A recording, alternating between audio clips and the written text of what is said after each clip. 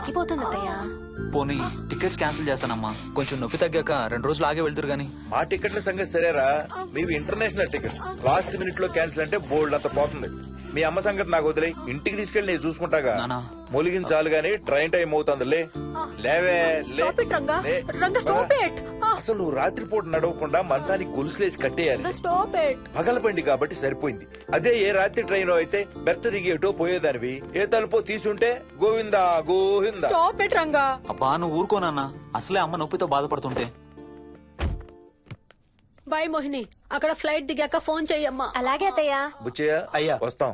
మా వాళ్ళని జాగ్రత్తగా చూసుకో. సరే అయ్యా. యాదమ్మా వస్తాం. అలాగేనయ్యా. బాయ్ మోహిని. బాయ్ మావయ్య, happy journey. Bye. Thank you అమ్మా. Hyderabad to Paris 10 hours journey. First class seats beds లా ఉంటాయి. ఆలోచించు మరి. అసలు ఆ క్షణం గురించి నేను ఆలోచించని క్షణమే లేదు. ఆ బెడ్స్ లాంటి సీట్స్ మీద నువ్వు, నేను, అబ్బా తలుచుకుంటే నా ఒళ్ళంతా వేడెక్కిపోతుంది. ఏంటంటే మ్మ్. కావాలంటే ఒక్కసారి టచ్ చేసి చూడు. ఏ ఇప్పుడా? మ్మ్. ఇప్పుడే. టచ్ తో ఆగలేనేమో. అయితే మానే.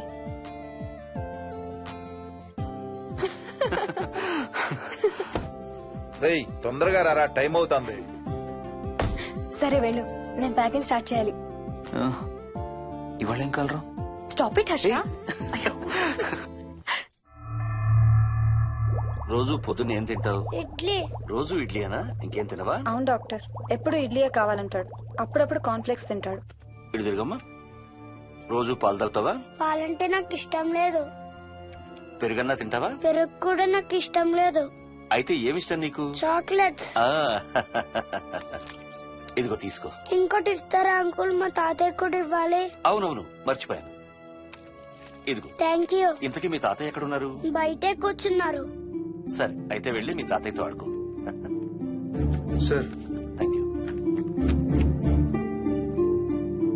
మీకు మీ బాబు గురించి చెప్పే ముందు నేను ఈ మధ్య డీల్ చేసిన ఒక కేసు గురించి మీకు చెప్పాలి. ఈ అమ్మాయి పేరు కల్పన. ఇప్పుడు 18 ఏళ్లు. తనకు 10 ఏళ్ల వయసులో నా దగ్గరికి తీసుకొచ్చారు. రాయడానికి చదవడానికి బాగా ఇబ్బంది పడేది. 10th స్టాండర్డ్ 3 సార్లు అన్ని సబ్జెక్ట్స్ లో ఫెయిల్ అయింది. తనకి చదువు రాదనే డిప్రెషన్ తో ఆత్మహత్య కూడా ట్రై చేసింది. అలాంటి అమ్మాయి సడన్ గా ఒక రోజు పుస్తకాలు తీసుకుని రూమ్ లోకి వెళ్లి గంటలు గంటలు చదవడం స్టార్ట్ చేసింది. 10th స్టాండర్డ్ 96% తో పాస్ అయింది. ఎలాగమ్మా అని అడిగితే వాళ్ళ నాన్నగారు రోజు వచ్చి చదువు చెప్పి హెల్ప్ చేశారంది. నిజానికి ఈ అమ్మాయి నాన్నగారు తను పుట్టకముందే చనిపోయారు. చదువు దారిలో పడ్డాక కల్పనకి వాళ్ళ నాన్నగారు కనబడ్డం మానేశారు. ఈ కేస్ గురించి మాకు చెప్తాను. ఇది కల్పన చిన్నప్పుడు తీసిన ఎక్స్రే. ఇది వికీ ఎక్స్రే. ఈ రెండిట్లోనూ ఈ చిన్న బ్లాక్ స్పాట్ చూసారా? దీన్ని యాంటీరియర్ ఫాంటనల్ అంటారు. పుట్టుకతో చిన్నపిల్లలందరికీ తల మీద ఉండే మెతక భాగం 2 ఏళ్లకి 98% దాకా క్లోజ్ అయి ఒక 6 ఏళ్లకి కంప్లీట్ గా గట్టిపడిపోతుంది. కానీ విక్కీకి 7 ఏళ్లు వచ్చినా ఇది ఇంకా క్లోజ్ అవ్వలేదు. వేల సంవత్సరాలుగా హిందువులు, బౌద్ధులు ఈ మెతక భాగం కింద సహస్రార చక్రం ఉంటుందని నమ్ముతారు. బాడీలో ఉండే అన్ని చక్రాలలో మానసిక ఎదుగుదలకు కావలసిన అతి ముఖ్యమైన చక్రం. ఈ చక్రాన్ని ఒక స్పిరిచువల్ గేట్వే అని కూడా అంటారు. మెడికల్ సైన్స్ కూడా దీన్ని యాక్సెప్ట్ చేసింది. సైన్స్ చెప్పేదాన్ని, వేదాంతం చెప్పేదాన్ని కలిపి సింపుల్ గా చెప్పాలంటే పసిపిల్లలకు కొంత ఏజ్ వచ్చే వరకు మనకు కనబడని, అంతుపట్టని ఆత్మల ప్రపంచంతో ఒక ఆధ్యాత్మిక, అదే ఒక స్పిరిచువల్ కనెక్షన్ ఉంటుంది. అంటే వాళ్ళకి ఆత్మలు కనపడతాయా? వాళ్ళకి ఆత్మలు కనబడొచ్చు, వాళ్ళు ఆత్మలతో మాట్లాడొచ్చు, ఆత్మలు చెప్పే వినొచ్చు. కల్పనకి ఎప్పుడైతే గట్టిపడిందో తనకి వాళ్ళ నాన్నగారు కనబడ్డం మానేశారు. విక్కీ విషయంలో కూడా అలాగే జరగచ్చు అనుకుంటున్నాను. వావ్, ఏంటి నమ్మలేకపోతున్నారా? సబ్జెక్ట్ చాలా హెవీగా ఉంది. Sorry, no offence. కొంచెం నమ్మలేనట్టుగానే ఉంది సార్. మనకు అర్థం కాని చాలా విషయాలు కొంచెం నమ్మలేనట్టుగానే ఉంటాయి. దయ్యాలను చూసినప్పుడు కుక్కలు మురుగుతాయంటారు. సునామీలు, భూకంపాలు వచ్చేటప్పుడు జంతువులకి, పక్షులకి ముందే తెలుస్తాయంటారు. వాటికి మనకు తెలియని ఏదో సెన్స్ ఉంది. అలాగే చిన్నపిల్లలకు కూడా వాళ్ల ప్రపంచం గురించి మనకు చాలా తక్కువ తెలుసు. కొన్ని బ్లైండ్ గా నమ్మాలంతే. విక్కీకి వాళ్ళ తాతగారు నిజంగా కనబడుతున్నారా లేక అలానే ఊహించుకుంటున్నాడా అనేది మనం నమ్మేదాన్ని బట్టి ఉంటుంది. అదే నిజమైతే వాళ్ళ తాతగారు తన కోసం ఎందుకు వచ్చారో ఏదో ఒక రోజు విక్కీయే మనకు చెప్తాడు. ఒకవేళ విక్కీ వాళ్ళ తాతగారిని ఇమాజిన్ చేసుకుంటుంటే చేసుకోనివ్వండి, ఇట్స్ హెల్దీ. తనకి పాలు, పెరుగు ఇష్టం లేదు కాబట్టి కాల్షియం సప్లిమెంట్ ఏదైనా ఇవ్వండి. ఇది త్వరగా గట్టిపట్టడానికి హెల్ప్ అవుతుంది. మోస్ట్ ఇంపార్టెంట్లీ మీ అబ్బాయికి బాగా దగ్గర అవడానికి ట్రై చేయండి. తనతో హోంవర్క్ చేయించండి, ఆడుకోండి, బయటికి వెళ్ళండి, రోజుకు ఒక్కసారైనా కలిసి భోజనం చేయండి. విక్కీలో చాలా మార్పు చూస్తారు. చాలా బాగుంది, తీసుకో. అయితే నేను తినేస్తా. వికీ దా.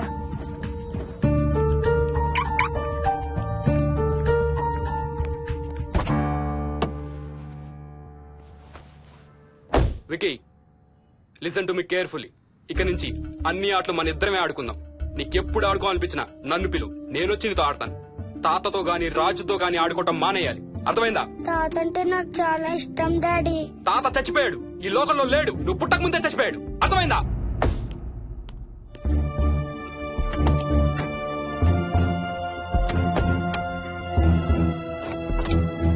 డాడీ, ఏంట్రా?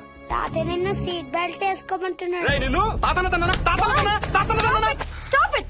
వాడితో డీల్ చేసే విధానం అది కాదు. కార్తీ ఇవ్వు, వాడికి బాగా గారం ఇవ్వు, తర్వాత ఏడుస్తావు నువ్వే.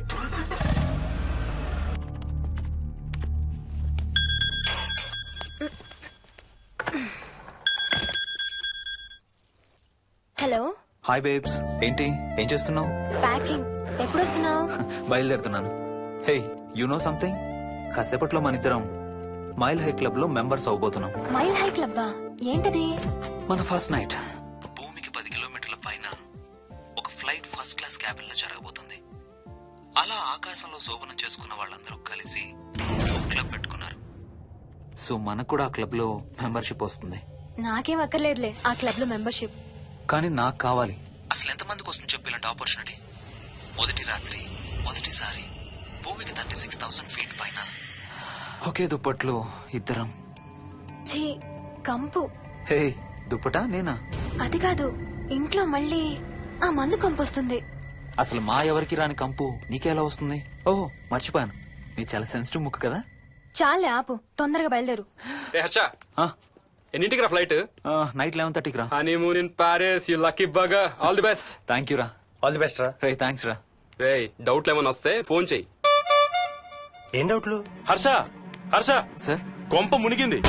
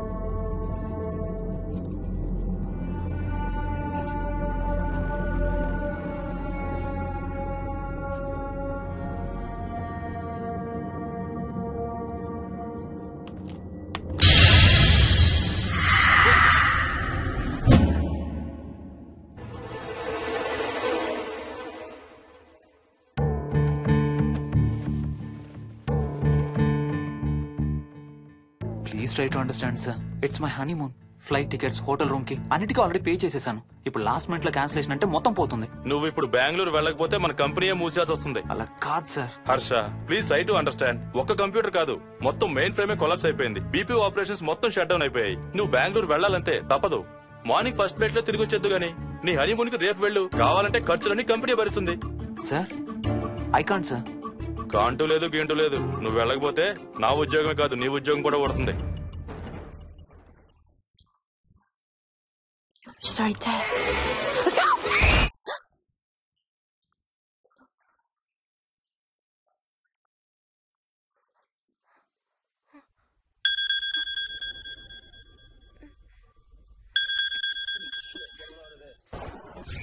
హాయ్.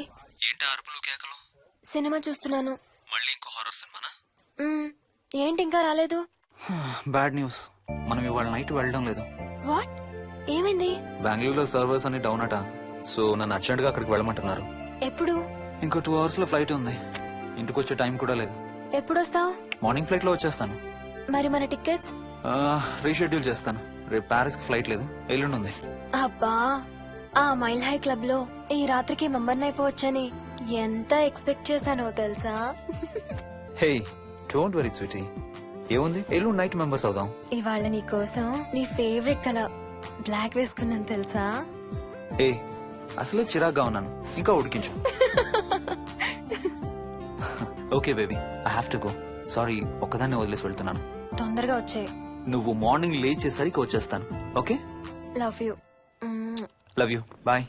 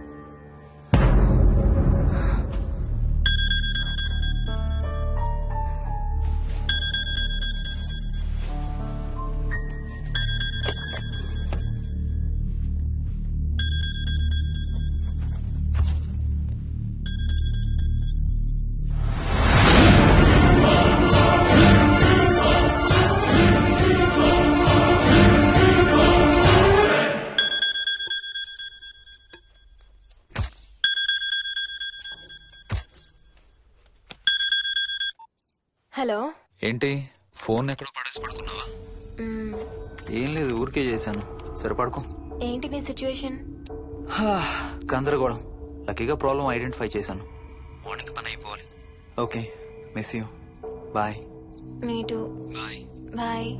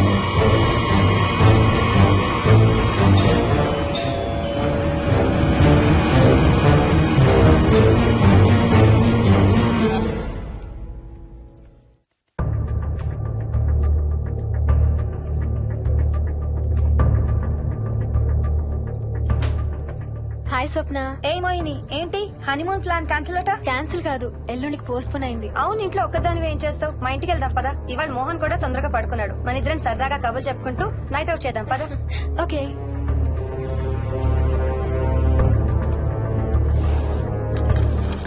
నువ్వు ఫోన్ చేసావా? ఇంకా లేదు. నేను కూడా చేయలేదు. నాకు బాగా ఆకలిస్తుంది. ఏమైనా తిందాం పదా. అలాగే.